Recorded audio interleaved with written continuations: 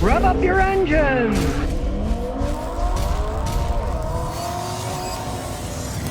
Well, Toyota and Honda have announced the biggest pay raise in decades for their workers in Japan. Now, in one sense, it's a good idea to give the workers more money so they're happier. But the main reason they're doing that is because the inflation in Japan, like the rest of the world, is starting to go insane. The figures in Japan show that their inflation is the highest it's been in 40 years. Not 4 years.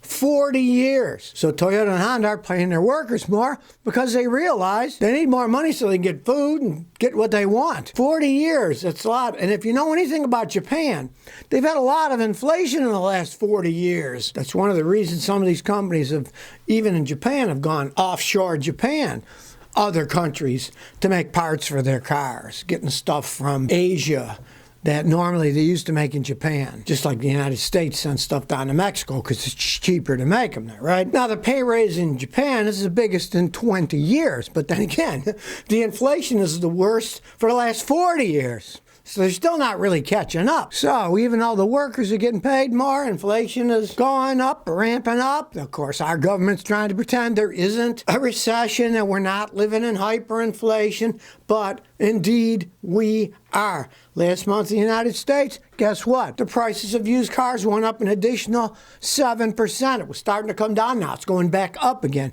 That's a sure sign of inflation. We got a government that wants to give money to everybody. That makes the money worth less. Take the Canadians, where Trudeau is printing out billions of dollars. Now the average home in Ontario is almost $900,000, so people can't afford it. We're living in a real inflationary economy.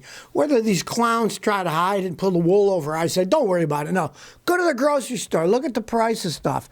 It's sky high. It's not really coming down. Something needs to be done about it. Well, we got laws for everything, I guess, now. There's a Florida law, and it's going to ban dogs from sticking their heads out of car windows. Now, it hasn't passed yet, but a new bill would make it illegal to let a dog sit on a driver's lap or stick their head out of any of the windows in a moving car. The bill that they're working on does have some logical stuff. It also has provisions to make it illegal to have a dog on the running boards, fender, hood, or roof of a motor vehicle. Common sense, right? But sticking its head out the window, I don't know. Are they going too far? And another restriction they can have is they're saying dogs have to be secured in a crate appropriate for the dog's size. Well, I don't think the dog lovers are going to go for this, right? So, I guess they're going to make laws for everything now. Dogs can't stick their heads out of windows. What are they going to have next?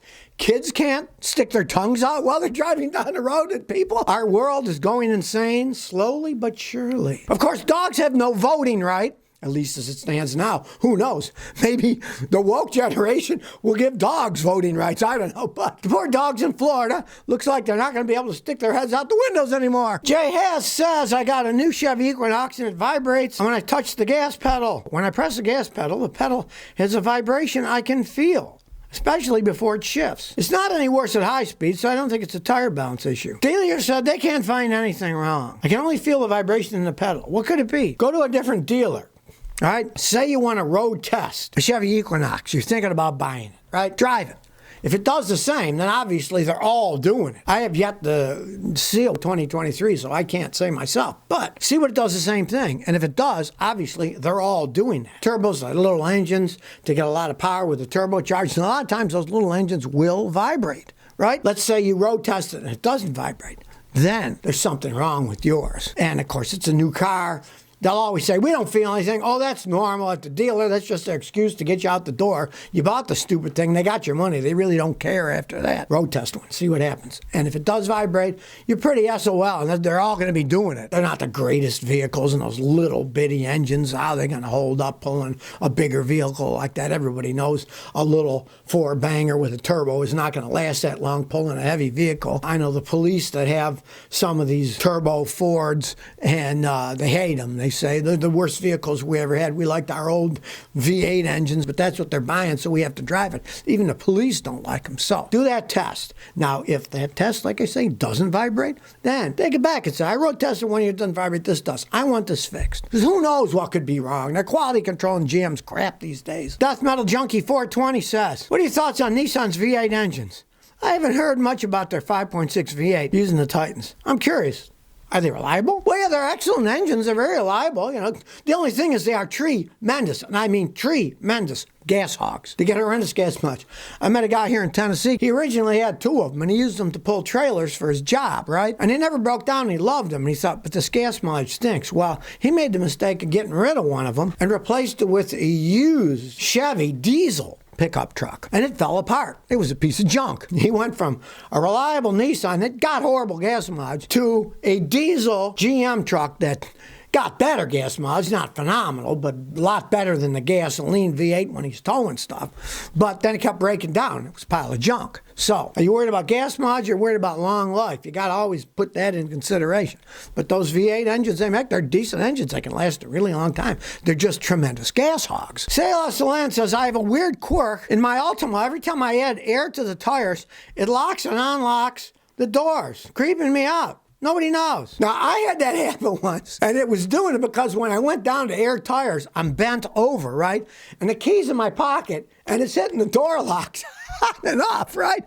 So, of course, take your key, put it someplace else. But you put your key on the ground or something so you're not touching it, and you add air and it keeps locking and unlocking. Here's what's happening. You have tire pressure monitoring system, right? Each tire has a sensor. The sensor sends information to the module in the car that tells you when the air pressure is low or high.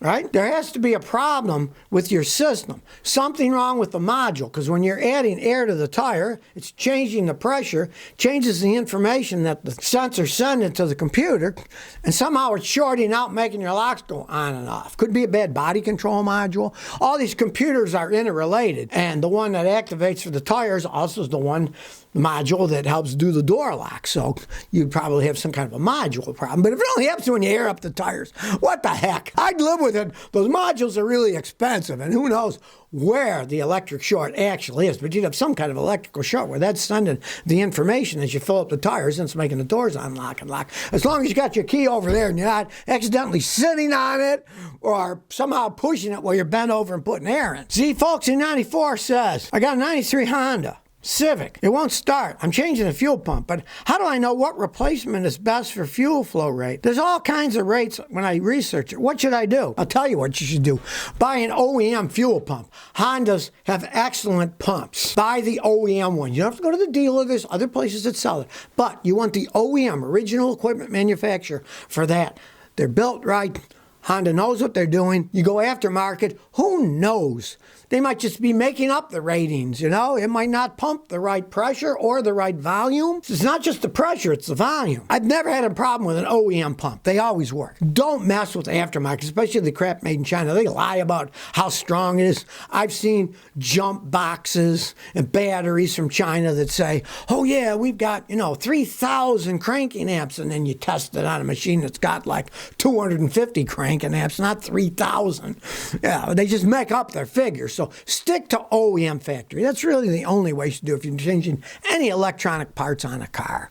It's too important that it's perfect to make the car run right, that you pay a little bit more for the OEM, but that's the way to go. I always wondered about those giant Denny signs, Are they dangerous? They're so big? Well, guess what? In Elizabethtown, Kentucky, the giant Denny sign fell on top of a car. And a 72-year-old woman died when the sign fell on top of her car. Now, it was a windy day. Those are pretty non-aerodynamic signs, those Denny's, right? So, next time you go to a Denny's, my advice is park far away from the sign. See how big it is and see where would it fall. Park somewhere else. Don't park near the sign if it's a windy day outside. They're kind of bulky signs, and if it's an old Denny's, it could be a really old sign, and in this case, it killed a woman and injured 2 other people that were in the car. Now, it wasn't an insane wind. They said it was about 50 miles an hour gusting. Next time you're parking in an area, look around. You see any big signs or anything, park a little bit further down, maybe in the back, behind the building, so you got something guarding your car from flying signs coming down on you. We got to worry about enough things as it is. The last thing you're probably ever thinking about is, gee, that Denny sign is going to fall down and crush me. Well, unfortunately, it didn't. It killed a woman. So watch out for any type of signs or big structures. If it's somewhat windy or not, they look like they're old, leaning a little, park a little bit further down the line. So if you never want to miss another one of my new car repair videos, remember to ring that bell.